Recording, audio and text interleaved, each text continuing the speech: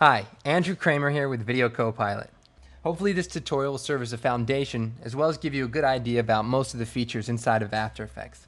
So the first thing I want to do is create a new composition. So from the composition menu, I'm going to select new composition. Your composition is basically your canvas. It's where all your video and all your effects are going to come together. Now in this dialog, we're given a bunch of settings to set up our first composition. In this case, we're going to go ahead and select a preset, NTSC DV720x480. We can also change the resolution, the timecode start, and the duration. For now, we'll set the duration to 15 seconds and select OK.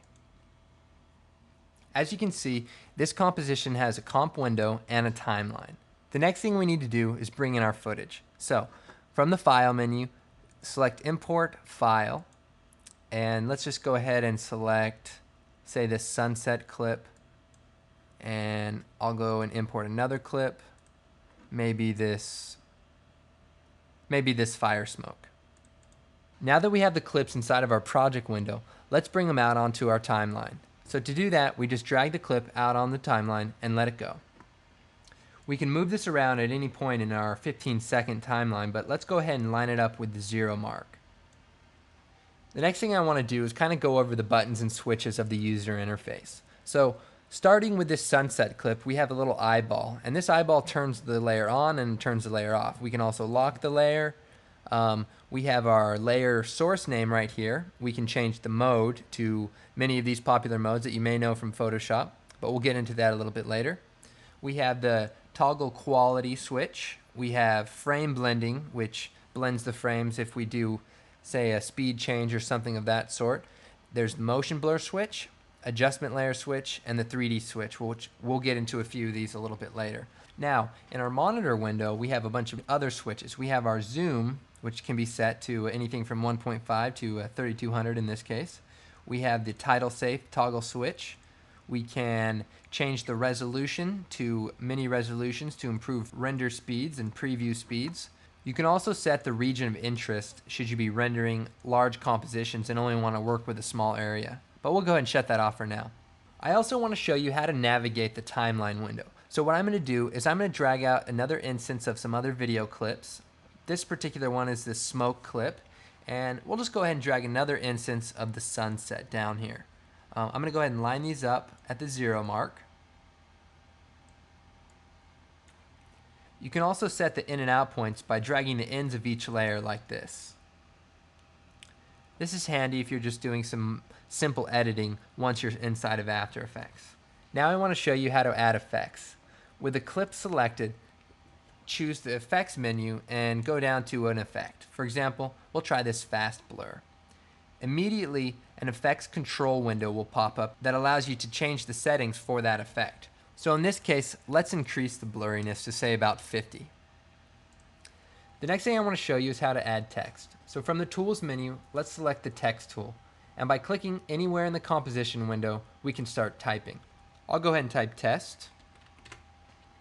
Now, by reselecting the selection tool, we can start moving this clip around, as well as by holding down Shift, constraining the properties as we resize up.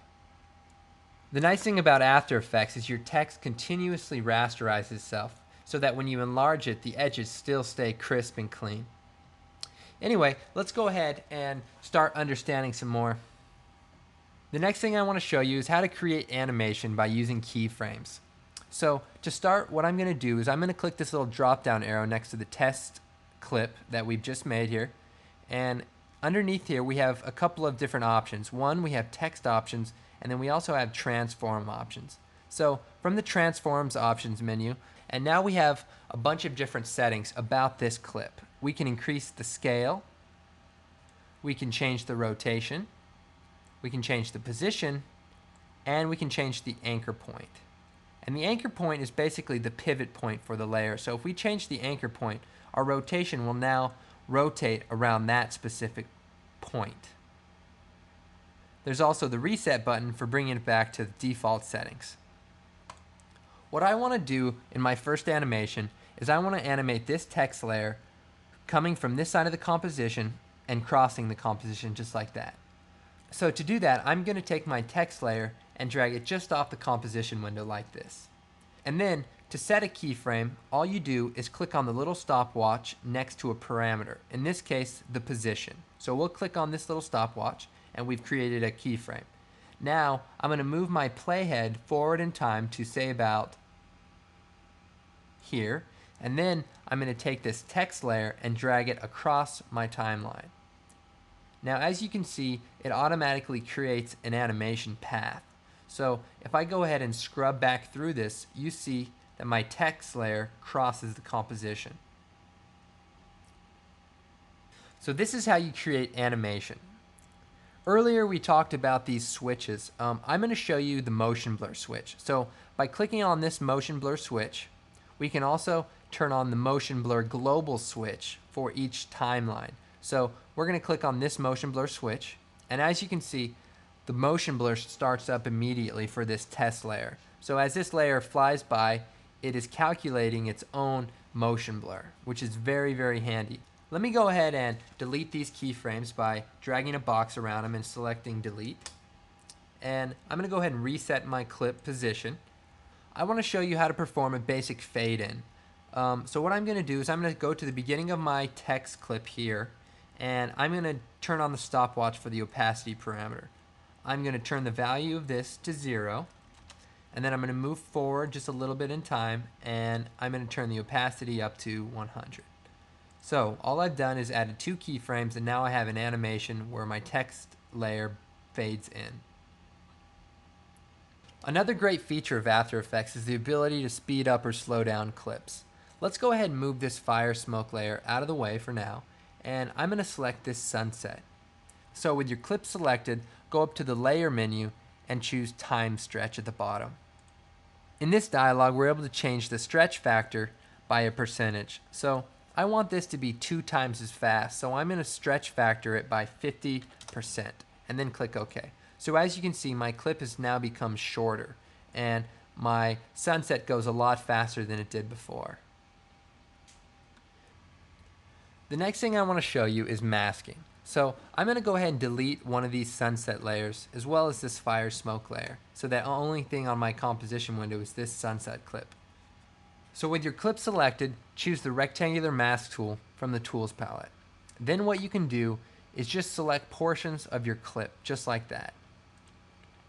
I want to show you the parameters of this mask. So I'll bring this drop down arrow down, and now we have a few settings. The first setting is the mode. We can subtract the mode to select everything outside of the mask, or add to select everything inside of the mask. We can also feather the edges of the mask. Let's go ahead and remove this mask by just selecting it and clicking delete. The next thing I want to show you here is a function called pre-composing.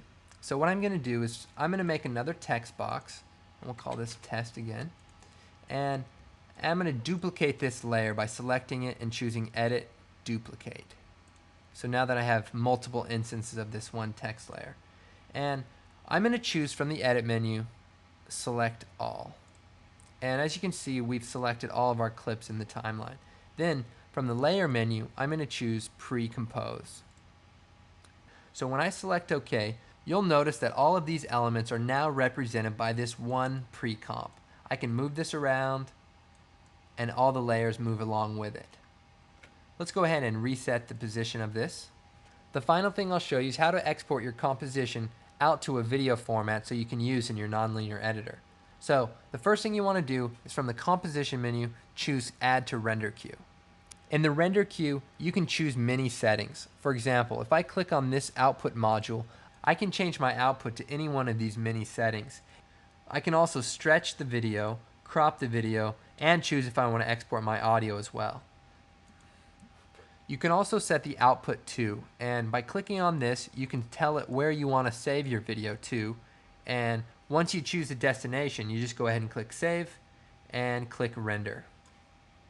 When the render is complete, you should get a chime. Hopefully this tutorial will get you started in After Effects 6.5 Pro.